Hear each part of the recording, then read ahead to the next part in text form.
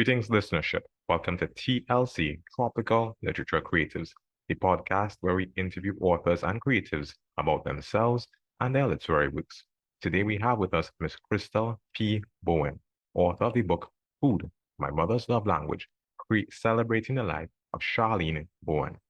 Welcome very much to the podcast, Miss Bowen. Thank you for having me. Thank you.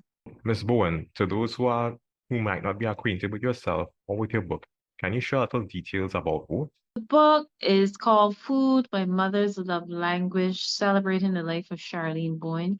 And as you can tell from the title, there is going to be a highlight about my mom and also about food. My mom, she spent over 30 years in the food industry. She was a cook slash chef.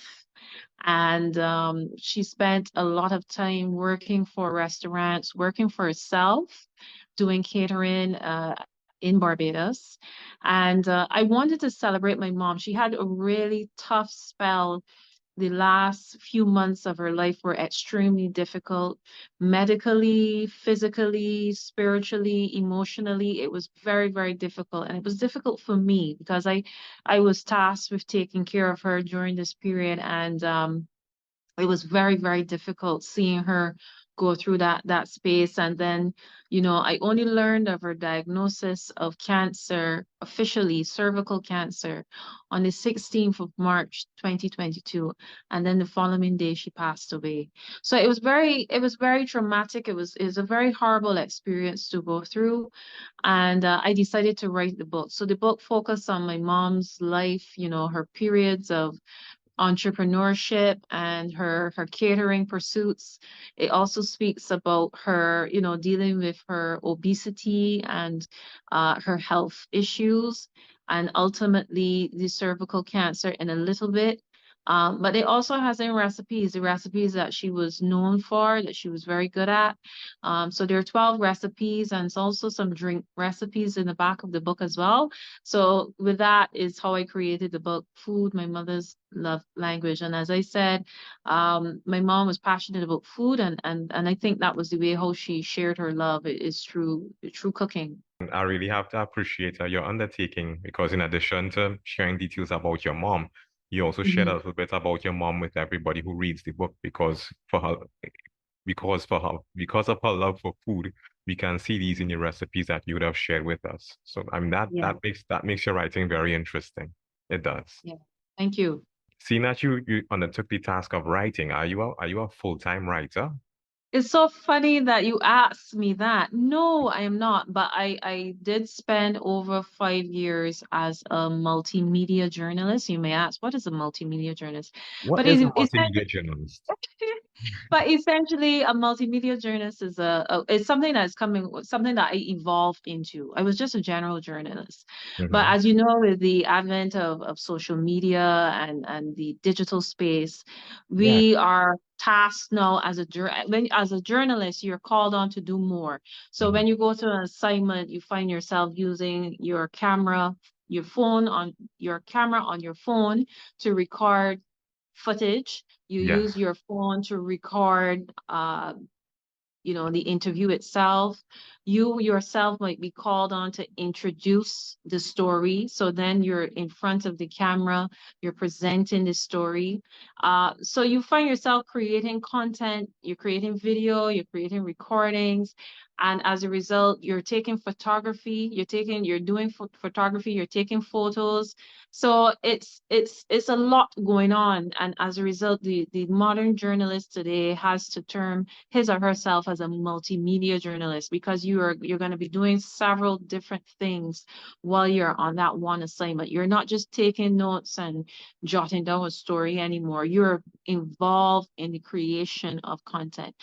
So I spent 5 years in Barbados as a multimedia journalist, producing content, taking photos, reporting, providing recording, collaborating with other media professionals to get the news out there. So writing comes naturally for me. I've always been somebody who liked to tell stories. Uh, English at primary school was my favorite subject over maths. So I always enjoy writing, creating, telling stories, and it naturally felt like the way I should go career-wise. So I still write every now and again. As you said, I have a blog, and I try to write every now and again. I need to get back into it. Something that I find I'm not doing as much because I'm focused a lot on my current task, my current job. Mhm. But it's something that I like to do. Sounds like you're very much invested in writing. Thank When you you. de when you detail of being a multimedia journalist, and I think that is very true. The way that things are right now, we find ourselves having wearing many hats. So as you Correct. said, in addition to doing the writing, you're doing the editing, you're doing the recording, and all those kinds of things. As you're in this space where you're a multimedia journalist, I was trying to save this question for after, but as it came up right now, I have to ask, has the advent of artificial intelligence, has it affected your job or the way that you do your job in any way? Of course, of course, of course. AI is something that we have to watch, and not just for those who work in media and communications, but Mm-hmm. in all jobs. I could not get AI to mimic my voice. I've been creating a bunch of images using my face, so I'm going to all these exotic places, all these different hairstyles and outfits that look so rich and real. And Mm-hmm. all thanks to AI. AI has affected my role in terms of communications, in terms of chat, GPT, all of that has come into that space where you are now relying on this software now to provide you with these immediate answers. So yes, of course. So things from creating campaigns for social media to creating corporate social responsibility projects. Mm-hmm. They can do anything. Looking for certain research on a topic, finding captions for your social media posts. AI is very much a part of who we are going to be. And I don't know if you remember AI. I think it's I Am Robot, sorry, but that starred Will Smith Mr. and Smith, Will Smith. yes. That is going to be our reality. We're going to be living alongside these machines.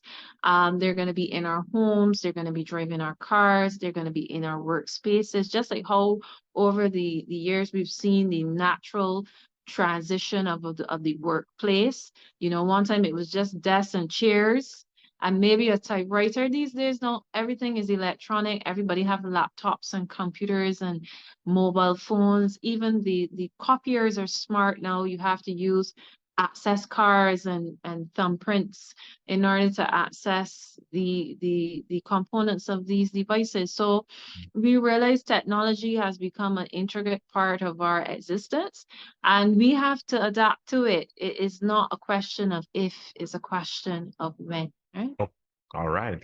Given the answers that you would have and taking into consideration your background as a multimedia journalist, Mm-hmm. these skills, would you have used them in promoting your book?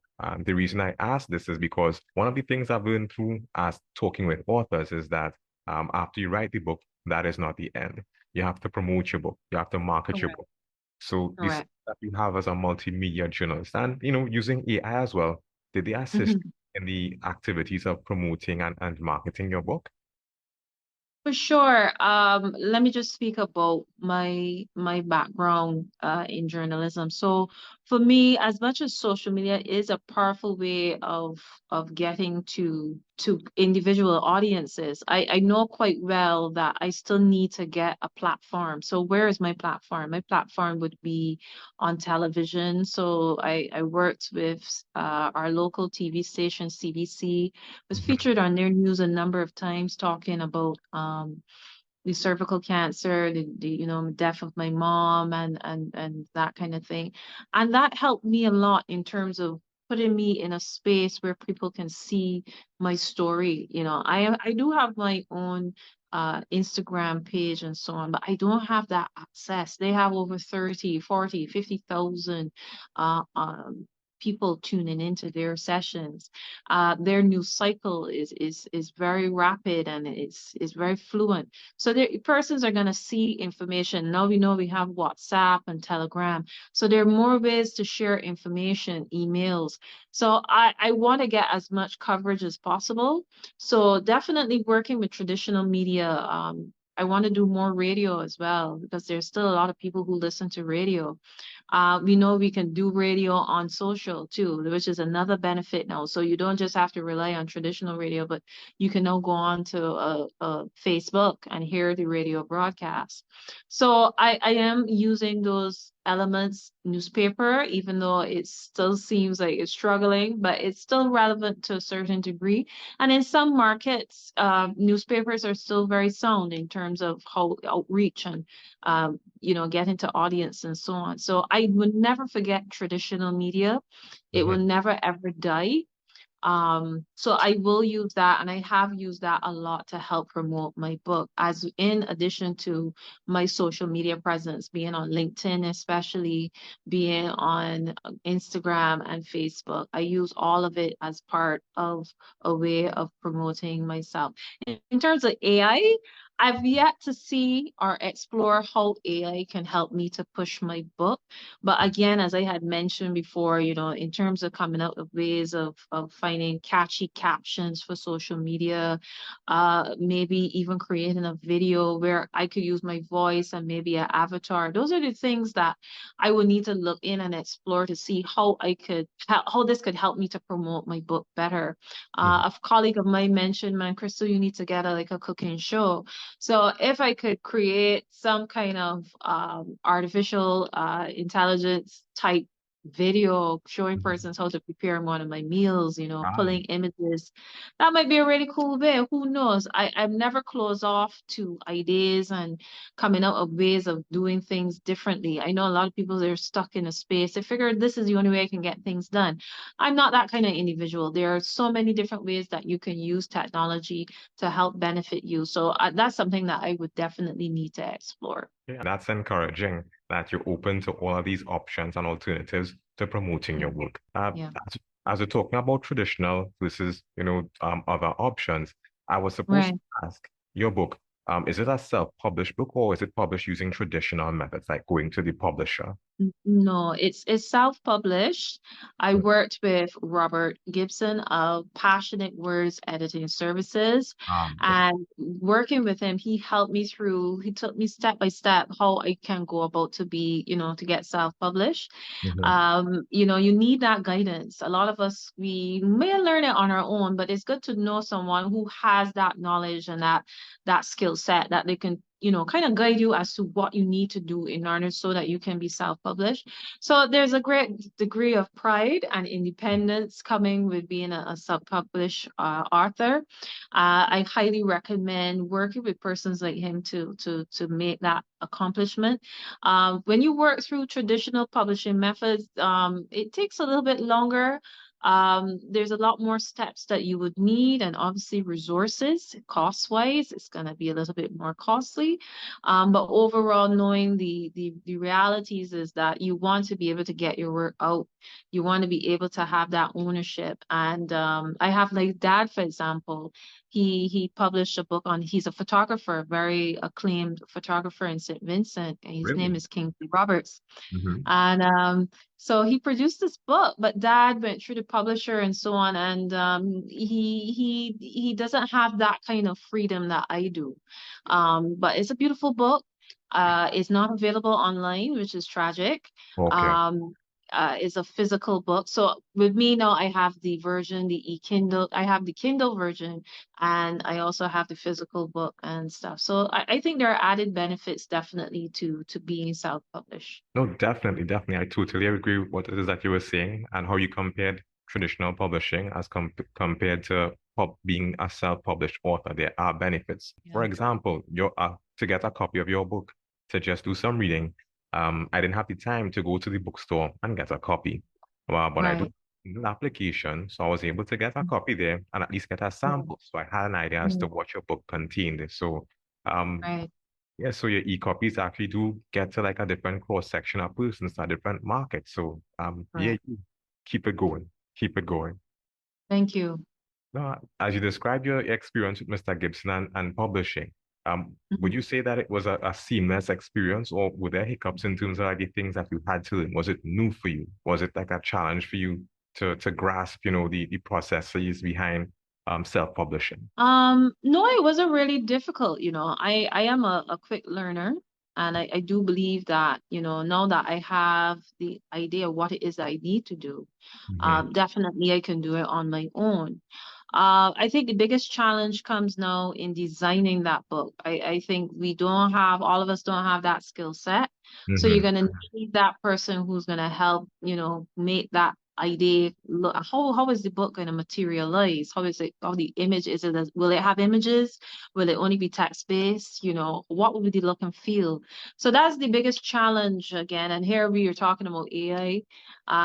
So who knows? Maybe there's something in existence already that can help persons do that in one quick step. And then the hardest thing is just to, get it all set up on Amazon or whatever the case may be.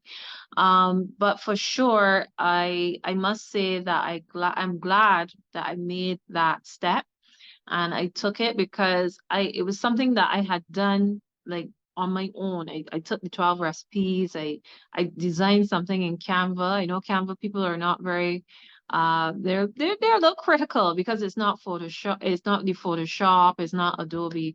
But in reality, it's a fairly good resource in terms if you want to do things like brochures, you can do printing for shirts.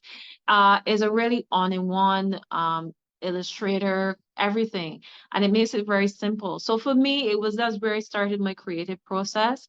I do love art, I do draw, and I do have a artistic um influence and background.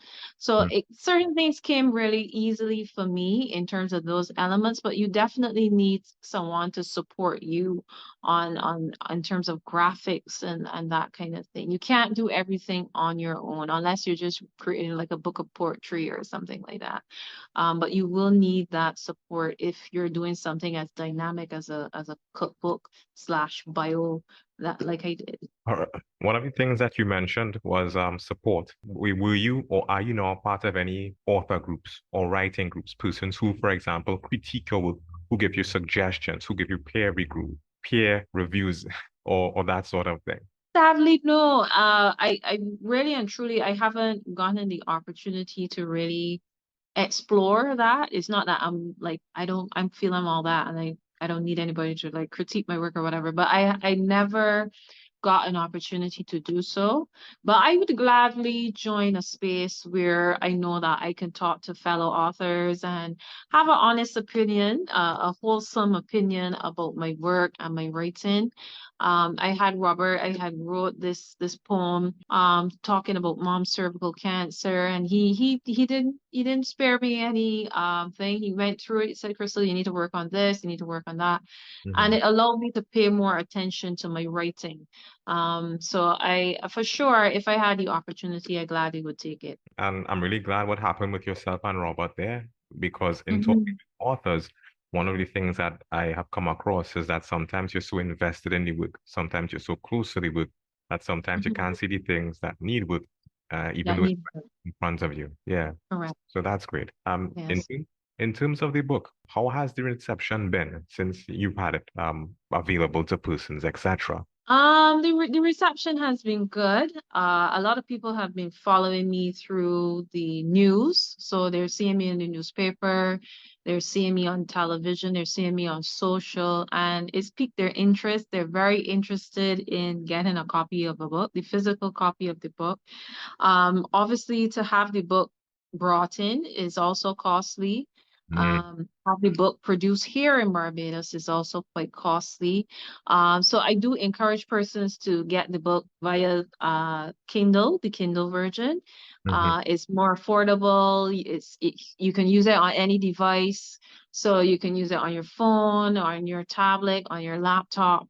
Kindle has not restricted now to its own devices. It's Kindle readers and so on. You can download the app anywhere and you can read a Kindle book anywhere. You don't have to have a Kindle device in order to enjoy the benefits of ebooks.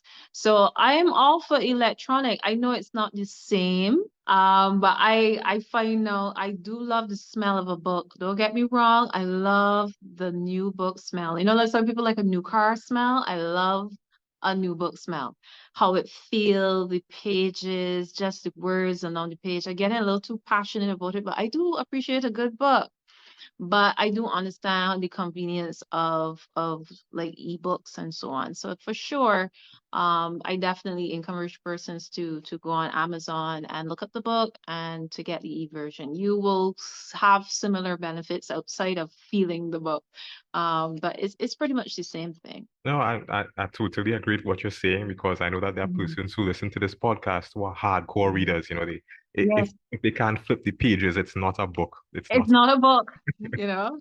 But I in these days, it's nice to be able to get knowledge at the tip of your fingertips. Mm-hmm, I'm reading a book by Dale Carnegie, and I'm taking it, but I would like to spend more time reading it, but I can definitely put my bookmark and I go back every now and again. mm-hmm, I was a girl who used to read a book in a day. I was one of those passionate readers. mm-hmm. I don't get that time anymore. I would love to sit down and, but having the e-version of it do allow me. And sometimes even audiobooks, there's a new movie coming out, based on the Hunger Games. Mm-hmm. And I started to hear a little bit of the audiobook because I want to be aware when I go in the theater and I Mm-hmm. watch this movie, I want to have some background because the story is very, very fascinating for various reasons. But I won't go into it now. There's a whole discussion in it. But definitely seeing the diversity of how you don't have to be a reader to get that knowledge and information. And I think that's a lot of things that really stop people from really enjoying literature. They believe that they have to literally put their hands on a book and actually feel the book and look into a book. But there's so many ways now that you can get information relating to literature. Programs such as yourself here, what you're here doing, all of that is part of the process. Okay, I'll have to agree with you with the convenience of having information at your fingertips. Believe it or not, that's how I get access to a lot of the books written by authors. I have the Kindle program on my phone, and Right. I can't walk around with all of these books, so I Yeah. have I read the app and I try to leave a review because I understand that the review it helps with the Yeah. visibility of the author as well. Nice.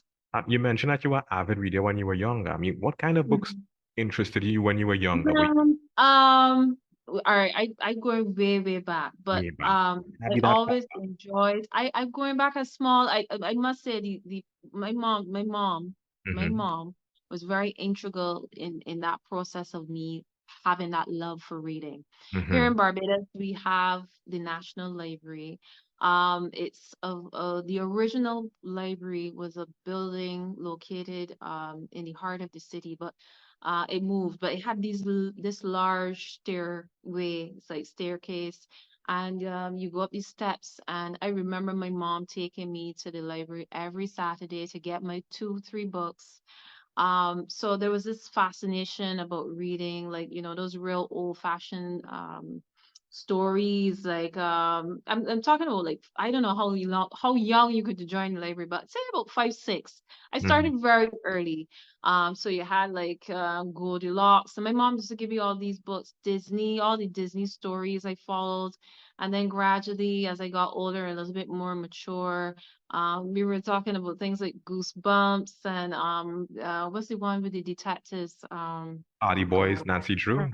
Hardy Boys, Nancy Drew. Mm-hmm. I was your traditional kid in terms of literature.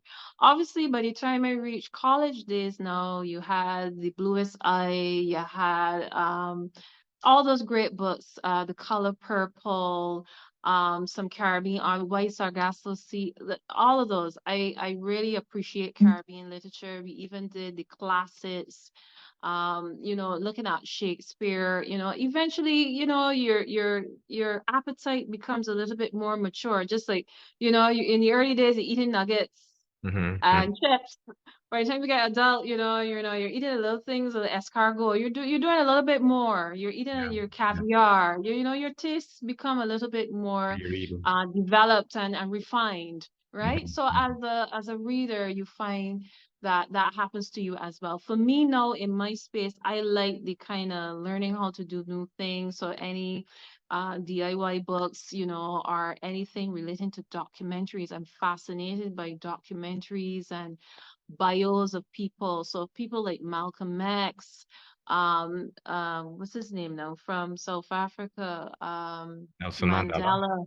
Mm-hmm. Yes, and I had the privilege of meeting his granddaughter. The woman hugged me at one of my events at that I covered at the University of West Indies, and I literally freaked out. Like how you say you lose certain celebrity. Mm-hmm. So I actually have the image here. This is her and me, and I have it here, like, this is my moment in life, I read her grandfather's book, and Yeah. now I met a person who shares his DNA. It was the most amazing thing that ever occurred to me in life. Mm-hmm. So I definitely literature is within me. I love a good book. I love the analysis of the book in terms of looking how the character, the narration, the styling, the setting, everything about it. And I did literature at University of the West Indies. Um, my next step is to learn a language. I want to learn Spanish, and I actually figured the best way for me to get into the language is to actually start reading Spanish books in the language, and trying to get an understanding of how they bring across their literature. So I'm all for language and literature and communication, and as I said, as I got older, my taste matured, and definitely I appreciate all genres, nonfiction, fiction, everything. Hearing you talk, you sound very, very passionate about reading. What medium do you think is ideal or to get persons more into reading? Would it be audiobooks like you had mentioned, regular Hmm. books, comic books? Hmm. I mean, what Oh is yeah. Oh yeah, for the younger audiences, definitely the visual. We're in a space of constant visuals. When you go into social, you're bombarded with images and video, and moving images. So for me, I think a lot of people, like, for example, I grew up and I would ask a young man, do you read? And he'd be like, nah, man, no, I don't have time for that. But I think in schools, teachers are mostly female in schools. And if they do have challenges with boys reading and comprehension and that kind of thing, comic books are excellent books to introduce to them, to help them to create that, open their imagination to understand things like narration and character development and setting, because they have the pictures. Boys and girls enjoy different things. We're more romantic. Ladies are romantic. Guys are more about action and that kind of thing. So for sure, we need to change that mindset about how we introduce literature in school. It mm-hmm, doesn't have to be a Shakespearean experience. mm-hmm, It could be comic books. It could be everything from Cartoon Network. Those some of those stories are really interesting. I remember watching Cartoon Network and watching this one. I had like a Japanese theme. Oh my God, I can't remember it. Even Courage Cowardly the Dog. cup. Yeah, man, those man, the when you was to watch those characters, to be like, listen, this thing is crazy. The characters, the script, the mystery, there was so much going on, and it really is a great way to engage young people. Put Mm-hmm, it in comic books, give them comic books to read, let them write a report on these things. They have to find a way to introduce literature. You cannot, no matter what job you're in, I think a lot of people take that for granted. You see, mm-hmm, having the base of literature and language and English is mm-hmm, so integral to everything that you do. I would not recommend anybody go to a course without doing a course in literature. It's very, very important. The very principles of business, literature, it's all there in the history, in the storytelling, everything. So for me, I can't live without it, and I wouldn't want young people to live without it. So I would find a way. If I was a teacher, I would find a way to get my students reading for sure. Oh, as we're on the topic of different mediums, something Hmm. just occurred to me. You mentioned how it is that the movie that you're interested in, that you got a chance to Hmm. listen to the audiobook. Do you think Yeah. that you'd be interested in doing an audio version of your book at some point in time? Yeah, man. I think that would be a really interesting exercise. I don't know how yet, but you really tickled me here now and now piqued my interest now. And I need to jot this down in my diary now. Audiobook of my cookbook. I think this will be a new level here, new Mhm, skill unlocked. For sure. People tell me that I do have a way of speaking. mhm. So I do believe that that would make a lot more sense to do an audiobook, especially, there are persons in my business of journalism, I realize we have to be more aware of those who don't have the senses that we all do. So Yes. having the ability to help those who are blind or might have dyslexia or whatever the case may be to digest your content is Yes. great. And the more options you provide, the better it will be for you in terms of your visibility and your ability to penetrate certain audiences. So for Correct. Correct. sure, I love that idea. I never thought of that idea, but that's a great idea. I love that. Okay, I mean, I'm glad that we're able to generate ideas through this exchange that we're having. Let's talk a little bit about the book in particular. I went through some of the recipes and they seem to cover Hmm. like different types of meals. You have some drinks, Hmm. you have some sauce, and you have some Yeah. mango pie, etc. Some I can relate to Yeah. because even though, Barbados is different from Trinidad and Tobago, some of the Yeah. meals, you know. Key things that you're familiar with. Yeah. Yes, yes, yes. So I actually was looking through my Google photos because Google is quite officious. I mean, you think you delete stuff and Google's like, do you remember this day, April 19th, 2019? And you're like, of course not, but thanks, Google. So I was looking back and I had jotted down the recipes that I wanted to do for the book. And I had a whole list of things. I actually found it the other day and I was like looking back to make sure what I actually published because my mom also did other things like breadfruit pie. Yes. So breadfruit pie would have been like the mashed breadfruit. You would put like a meat base in the middle. It'd be like shepherd's pie, but you with Hmm. breadfruit and then sprinkled with cheese and stuff. And I thought, man, I should have put that one in.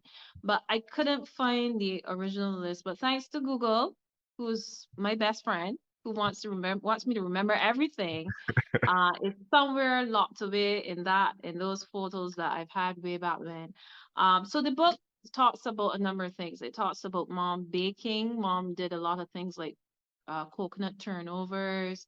She Hmm. did pizza, herbal bread, which is just like regular bread, but it has like parsley and garlic in it. She used to make a lot of hoagies and she worked within the sandwich shop within the restaurant that she worked in. She worked in a number of bakeries and so on. So the book talks about most of her career and how she really developed herself as a cook. Hmm.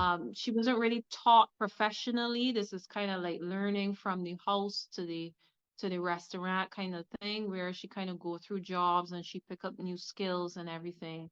Hmm. So the book covers all of that. It talks about her life working in a shop, village shops. Everybody in the Caribbean has a village shop.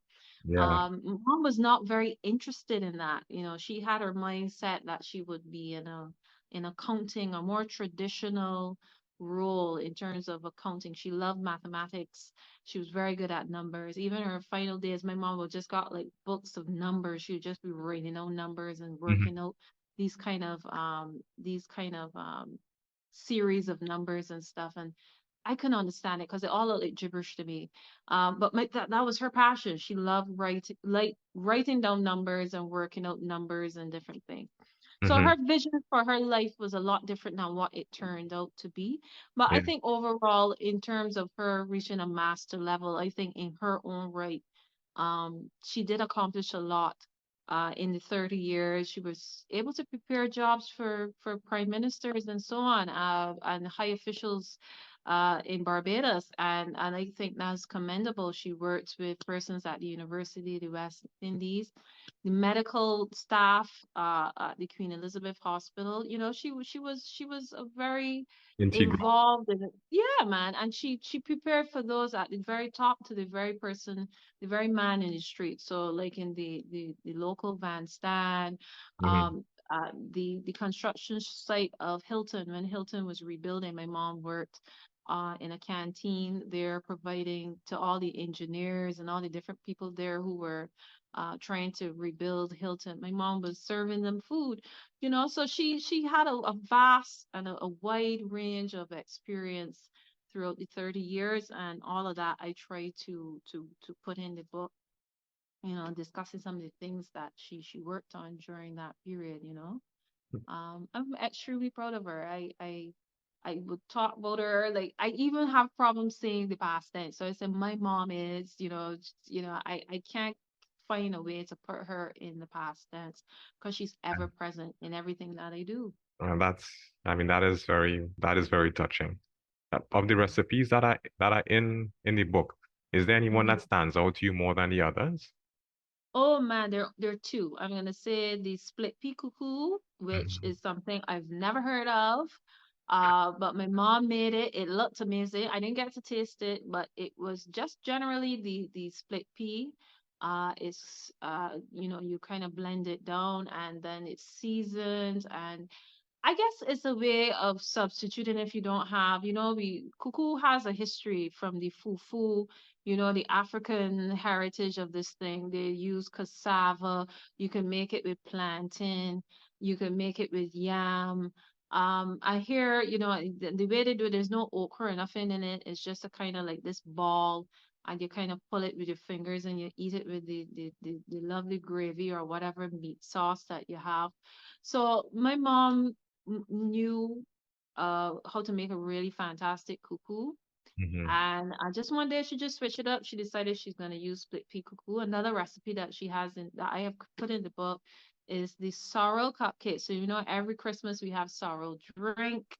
Yeah, And so yeah. mom decided to use the sorrel liquid and make these sorrel cupcakes. Ah. And she presented them to her baby sister for Christmas. And she's like, "What are these?" She said, "These are sorrel cupcakes." And they were very amazing. And she sealed the cupcake with some wine. So it has that strong sorrel taste, but also a very wine kind of reminiscent of the black cake that kind of seeped in terms of the alcohol and so on.